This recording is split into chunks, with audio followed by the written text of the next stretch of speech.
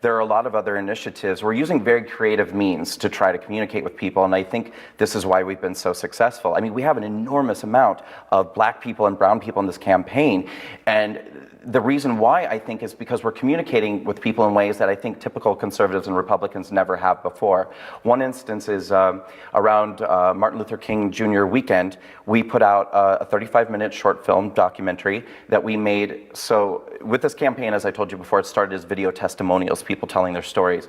So we had a Hollywood film producer in our campaign. His name's Mike Boss.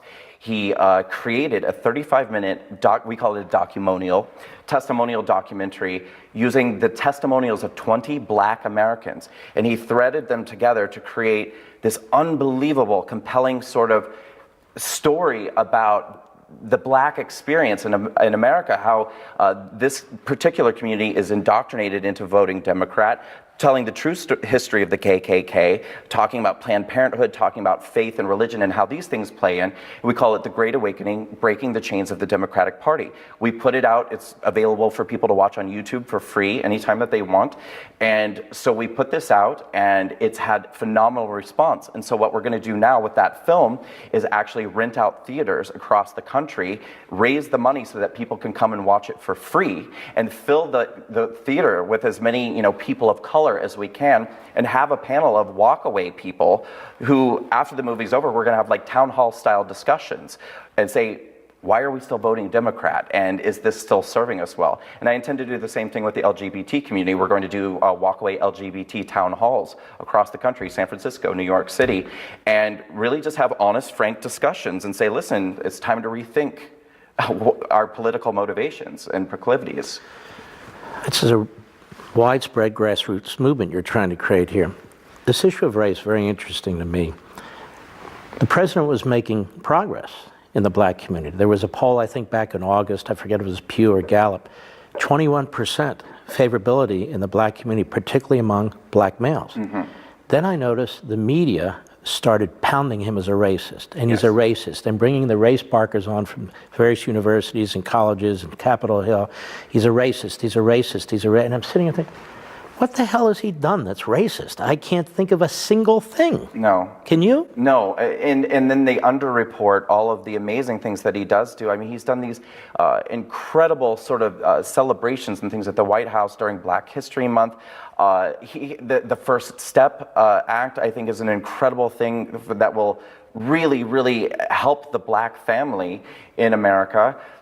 He's already, pardoned people who got these crazy life sentences for kind of, smaller petty crimes, certainly things that didn't warrant a life sentence. He's done amazing things to try to help the Black community. But if they need to keep these people thinking that he's a racist. And isn't that what you're up against? Yeah. Exactly that. That is, we can't have a Clarence Thomas. Right.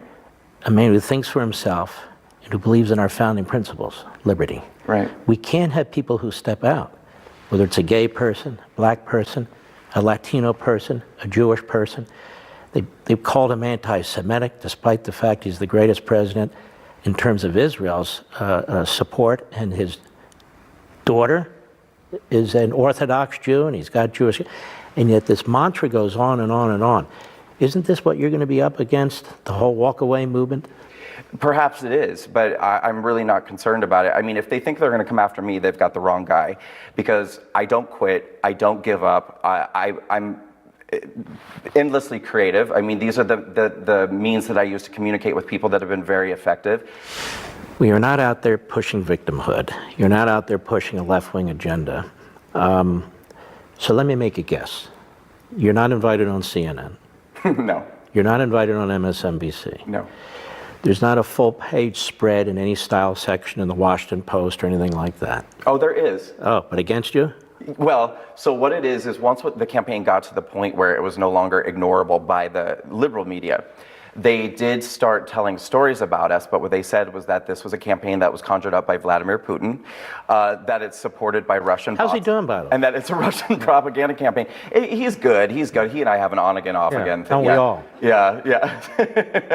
Depends on his mood. Yeah. No, So that's how they tell the story. They tell people that Walk Away is a Russian propaganda campaign that was designed to hurt Democrats, and that, but see, this is how insidious and sneaky they are. They do this so that they can then have an excuse to start suppressing more conservatives on social media, so they can say, that Walk Away hashtag, that's that Russian propaganda thing. We have to suppress this account. We have to suppress that account. It's all tied together, and it's very, very insidious. You know what the Russian propaganda thing used to be? What? The Democrat Party. Oh, really? For almost their entire modern existence. Oh. They tried to undermine Reagan, who was trying to defeat the Soviets. Right. And they were behind these movements, the nuclear freeze movement and other movements that were intended to tie the hands of the United States military. And also their little offshoots, the satellite countries that the Soviets were backing. Nancy Pelosi went to Syria. That was against the will of President George W. Bush. Speaker Jim Wright went and visited Daniel Ortega in Nicaragua, another communist genocidal maniac. He was asked not to do that by Ronald Reagan. Ted Kennedy communicated with the Kremlin because he wanted to defeat Ronald Reagan in 1984. Meanwhile, you and I somehow are influenced by Vladimir Putin. Right. We're not even sure how to spell his name. Right. We're influenced by Vladimir Putin. Well, see, so when this happened to me, it was another time in my life where I said, okay, so we're getting something thrown at us. Let's spin it and make it into a positive. This is what I say. I will outfox them every time. So I said, okay, if they're going to call my campaign Russian propaganda and all of the people in it Russian bots, let's just show them the truth. And so we put together a march on Washington that we did 10 days before the midterm elections. We raised an enormous amount of money through the contributions of hardworking Americans that gave $20, $30. We put together a spectacular march 10 days before the midterm elections. We even devised a mascot for the campaign, a Russian bot whose name is Uranium One. And then the march was actually so successful and amazing that I got a tweet from this gentleman here, Mr. President Donald Trump, who said, "Walk away from the Democrat movement marches today in D.C. Congratulations to Brandon Straka for starting something very special." Amazing. So he's, for all the attacks on this man, he's very human. He personalizes issues. People can identify with him, which the media cannot. They live in a bubble. They're very confounded by this man. They're confused because, you know why? Because they don't understand America. Right. And they don't understand Americans. They all live and work inside the Beltway or on the West Coast. They're really not familiar with what goes on between the coasts, I don't think. If people want to contact you or your organization or get involved somehow, because I think a lot of our viewers might, where do they go? Well, walkawaycampaign.com for right now, and we actually are working on a new website which will be rolling out in 2 months under the same exact domain, so that won't change. But our goal is to get people off of Facebook because of suppression, things like that. So we're going to have a very sophisticated website probably around the month of May. But for the time being, Walkaway Campaign is still sort of has our place marker sort of website. And there's lots of information there about how people, if they'd like to volunteer, if they'd like to help contribute, because we are grassroots. We're kind of living on a wing and a prayer, and we have big plans. The future of the country, you see fairly radical people announcing to be the Democrat nominee. I mean, so radical that they're starting to leave Bernie Sanders in the dust.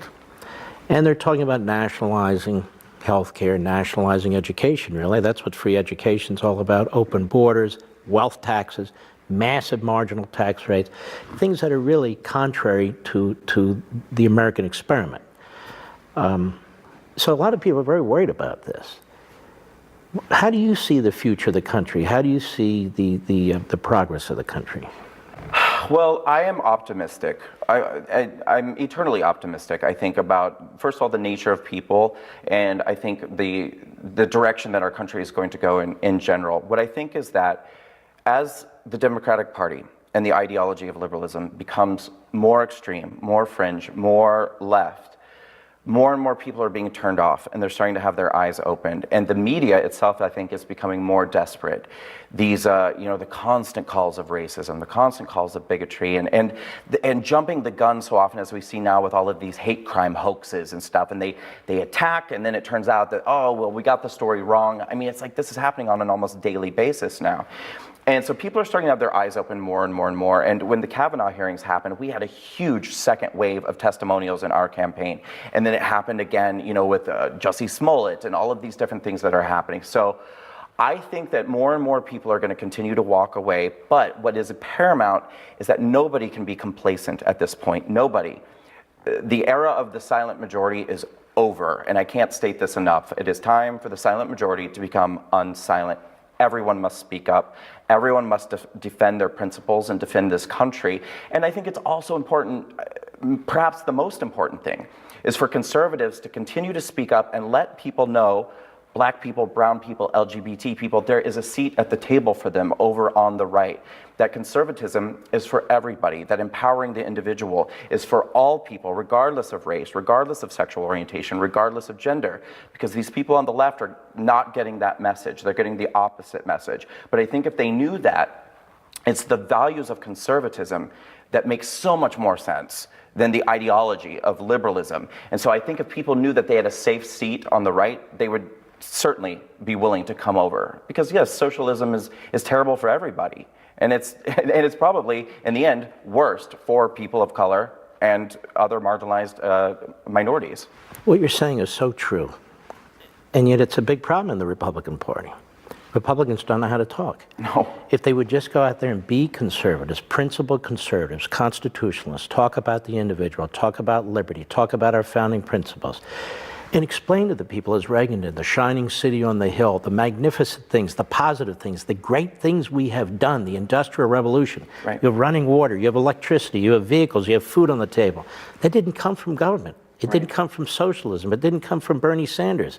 It came from we the people. Right. And we do not explain that. We do not engage with the hard left. Agreed. And I also think that there's not enough communication between, kind of identity lines for whatever reason. I understand that these things can be uncomfortable for some people, but, I myself, I have absolutely no apprehension about going into an auditorium where I'm the only white person in the room and addressing an auditorium filled with Black people. Black people are just people. Brown people are we just talk to each other the same way we talk. Black people love good ideas just as much as white people love good ideas. And conservatism is filled with good ideas. So we just need to be having these conversations. It's a great pleasure. Wish you all luck in the world. Thank you. This has been amazing.